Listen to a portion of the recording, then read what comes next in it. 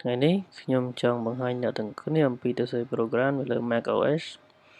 អឺគិតចាប់ពី macOS 10.8.5 ឡើងទៅយើងចូល check មើល macOS ទាំងអស់គ្នាចុចលើរូបផ្លែប៉ោម this Mac 10.8.5 រហូតទៅដល់ version ចុងក្រោយអូខេដំបូងយើងបើក Xcode មក Xcode here បើក Xcode អឺយើងចង់ទៅសេ C++ នៅលើ Xcode យើងសរសេរបានច្រើន C++ ក៏បានភាសា C ក៏បានអញ្ចឹងយើងចូលទៅសេភាសា C++ ចូល create new Xcode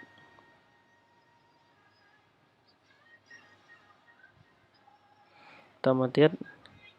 យើងយក application ហើយ command line tool next តមកទៀតយើងដាក់ឈ្មោះ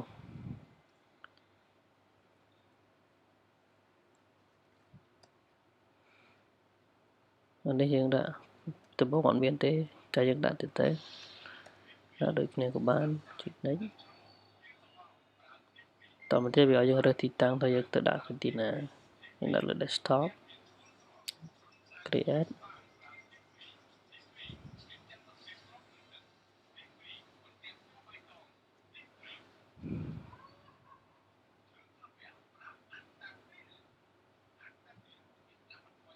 តមកទៀតយើងមើលតាមនេះ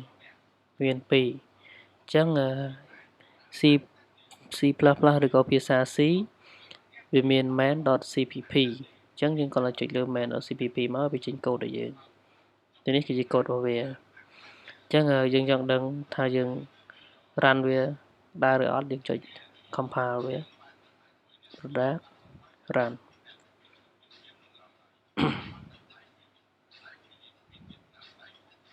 build success តបមកវាបញ្ចេញចម្លើយទីនេះhello ឬក៏ world អញ្ចឹង hello world នៅកន្លែងណានេះ hello world អញ្ចឹងខ្ញុំសូមបញ្យល់បន្តិចនៅក្នុង Xcode គេប្រើ iOS stream ប៉ុន្តែគេអត់ដាក់ .8 ទេហើយគេប្រើ std ដើម្បី print ចេញឬក៏យើងចង់ធ្វើអីមួយយើងត្រូវតែវាយ std នៅពីមុខអញ្ចឹងខ្ញុំសូមលើកឧទាហរណ៍មួយដែលសាមញ្ញដែលនៅក្នុងស្រុកខ្មែរយើងគេសពថ្ងៃគេរៀននៅសាលាភូមិភ្នំពេញខ្ញុំបានសិក្សាឆ្នាំទី2នៅសាកលវិទ្យាល័យភូមិភ្នំពេញអញ្ចឹងខ្ញុំសូមលើកអនុវត្តលើកលំហាត់នៅសាលារបស់ខ្ញុំផ្ទាល់តែម្ដង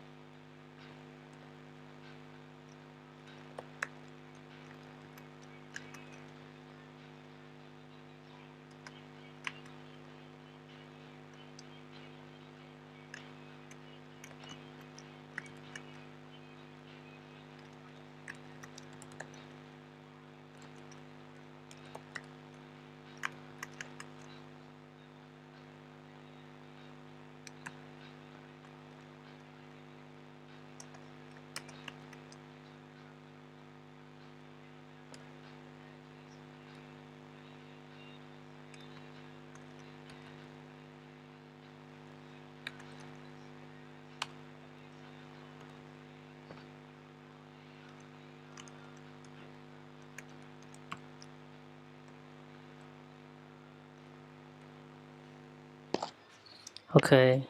នេះខ្ញុំវាយតម្រង់បែប C++ នៅក្នុង Windows អញ្ចឹងឃើញថាវាមានភាព error ច្រើនហើយនៅក្នុង Xcode វាធ្វើឲ្យលោកអ្នកមានភាពងាយស្រួលនៅពេលលោកអ្នកសរសេរ program ហើយនៅពេលដែលអ្នកសរសេរខុស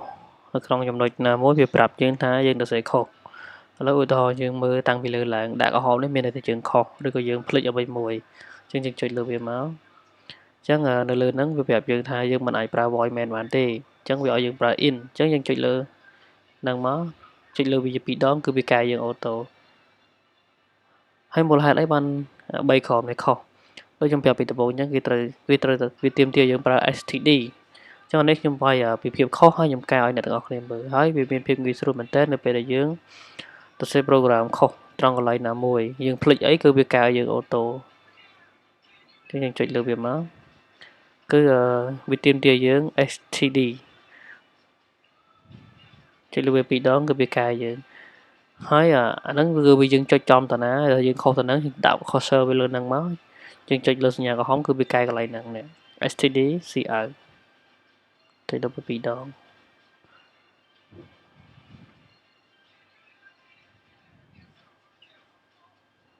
std cout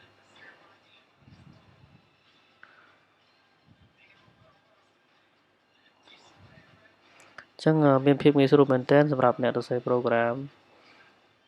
ដែលយើងអាចជ្រើសរើសម៉ាស៊ីន Mac ហើយដែលវាមានកម្មវិធី Xcode ជាស្រេចរួចជាស្រេចញញឹមនឹងអំផាអូខេ build success នេះចម្លើយនេះក៏នៅការសរសេរ program ក្នុងភាសា C ដែលខ្ញុំធ្លាប់និយាយរួមទៅខ្ញុំធ្លាប់រកខ្ញុំការរៀនដំបូង IT ខ្ញុំប្រើ Mac OS ខ្ញុំរកកម្មវិធីសរសេរ program នេះរយៈពេល1ឆ្នាំXcode មានដែរប៉ុន្តែអត់ចេះប្រើទើបតែខ្ញុំបាន download សៀវភៅស៊េរីថ្មីមកដែលគេបរៀនប្រើ Xcode អញ្ចឹងបានខ្ញុំគិតថាអូនៅក្នុង Mac OS មានកម្មវិធីសរសេរ program មួយយ៉ាងល្អបំផុតដែល programmer គួរតែប្រើអរគុណច្រើនសម្រាប់ទស្សនាវីដេអូមួយនេះ